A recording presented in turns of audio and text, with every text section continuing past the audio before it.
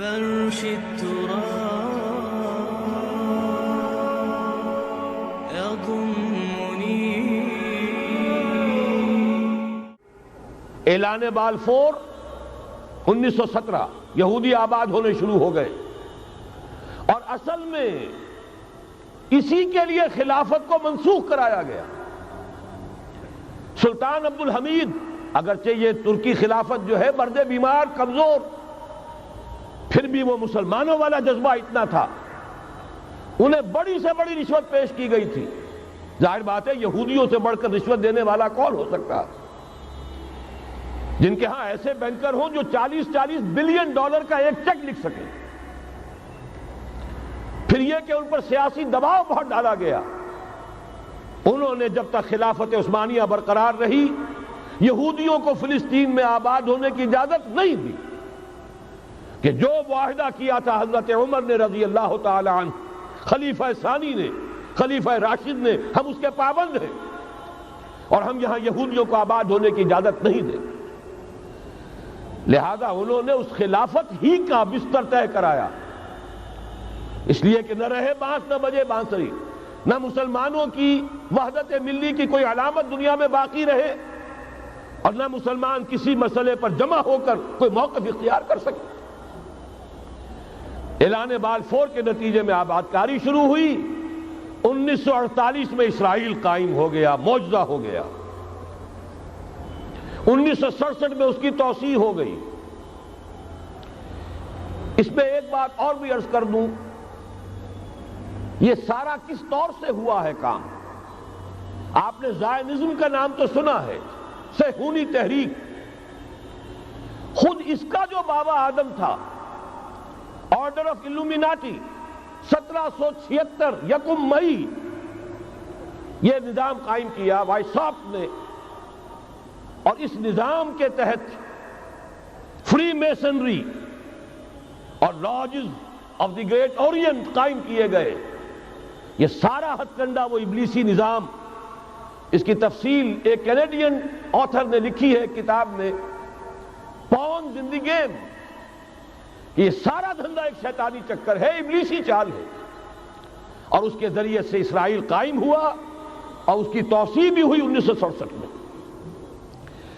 اب یہاں تک پہنچنے کے بعد ان کے پیش نظر بقیہ دنیا کی تسخیر اور اسے فتح کرنے کا معاملہ ہے، اور سب سے بڑھ کر اسلام کی بیخکنی اور اس کا راستہ روکنا یہ ان کے پیش نظر ہے. یریدون لیطفئوا نور اللہ بافواہہم. صورت اس وقت کیا ہے؟ یورپ اور امریکہ سے آپ مشرق کی طرف آئیے، پہلے عالم عرب ہے، عرب مسلم ورلڈ. مجھے یہ کہتے ہوئے سخت دکھ ہو رہا ہے، پورا عالم عرب وہ فتح کر چکے. وہ عرب ممالک کے جو اسرائیل کے ساتھ کسی میز پر بیٹھ کر گفتگو کرنے کو تیار نہیں تھے، آپ دیکھ رہے ہیں کہ لائن لگ گئی.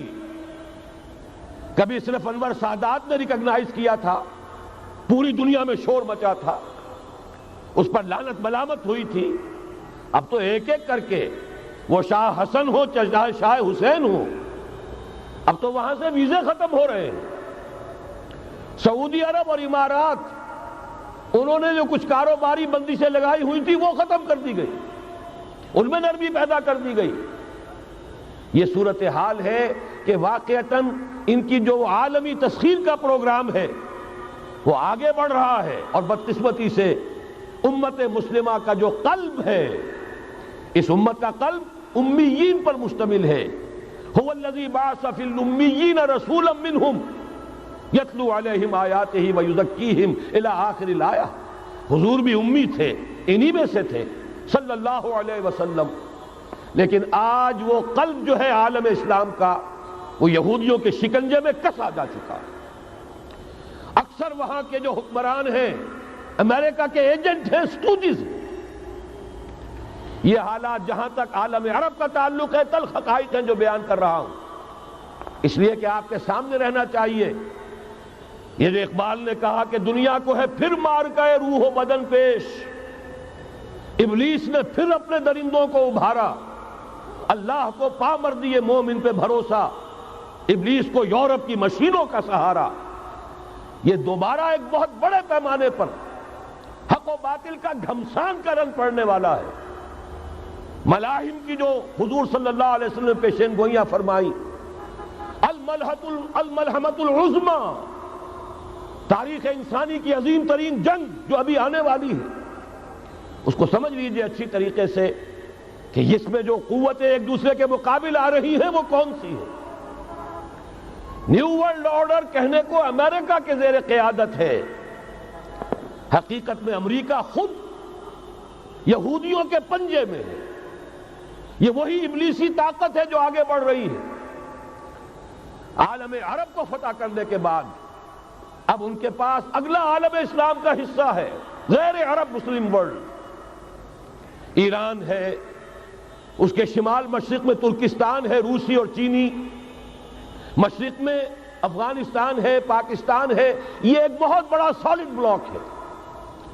اس کے بعد اگرچہ ہندوستان آتا ہے، بھارت، ظاہر بات ہے کہ وہاں مسلمان اقلیت میں ہیں سوائے کشمیر کے، لیکن یہ نوٹ کیجئے کہ وہاں بھی کم سے کم 15-18 کروڑ مسلمان موجود ہیں۔ آج بھی دنیا کا سب سے بڑا ملک جس میں مسلمانوں کی تعداد اور جن کی نفری سب سے بڑھ کر ہے وہ بھارت ہے۔ اس کے بعد پھر انڈونیشیا، ملائیشیا ہے، اس سے آگے ہے پھر فار ایسٹ، ابھی انہیں فتح کرنا ہے۔ نیو ورلڈ آرڈر کا یوں سمجھئے کہ ابھی یہ ہارڈ نٹ ٹو کریک، ابھی ایک لوہے کا چنا ہے چائنا کی شکل میں موجود۔ اور مجھے یاد آ رہا ہے ڈی گال کے الفاظ بہت سے لوگوں نے سنے ہوں گے، اس نے کہا تھا کہ ہم نے خام خواہ روس کو اپنا دشمن بنا لیا ہے، وہ تو ہمارا بھائی ہے، وائٹ ریسس، وہ تو بنیادی طور پر یورپین قوم ہے۔ Beware of the yellow masses of the East, تمہیں گھبرانا چاہیے، تمہیں خبر لینی چاہیے، وہ مشرق بعید کے جو زرد رو لوگ ہیں، China, Indochina, Japan, yellow recess.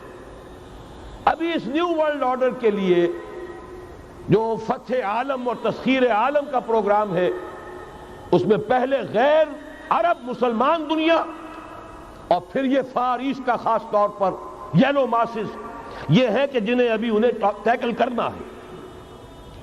اور اسی لیے میں عرض کرنا چاہتا ہوں، حقائق ہمارے سامنے رہنا چاہیے۔